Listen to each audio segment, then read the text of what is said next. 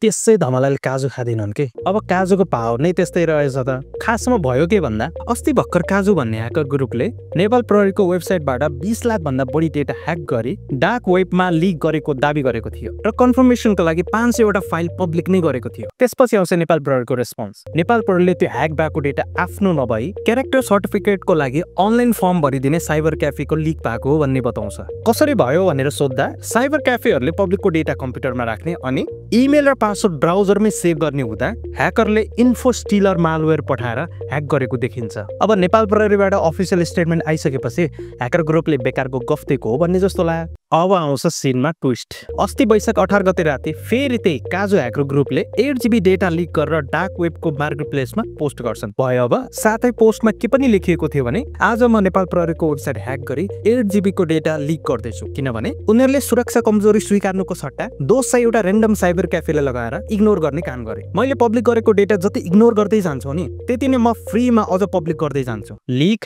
Hack अनि open challenge. त्यो leak गरेको डेटामा अस्ति भने जस्तै डकुमेन्ट्सहरू छन्। अब यसमा नेपाल प्रहरीको रेस्पोन्स के आउँछ भने हामीले त्यो मोनिटर गरेर आएको छौँ, त्यो डेटा हाम्रोबाट गएकै होइन, हाम्रोबाट गएको हो भने इन्भेस्टिगेट गर्छौँ। अब अहिलेसम्म एक्ज्याक्टली को राइट हो भन्ने थाहा छैन, but as a common citizen ego फाइटले हामी नेपाली सिटिजन्सको डेटाको प्राइभेसी कम्प्रोमाइज हुनु भएन।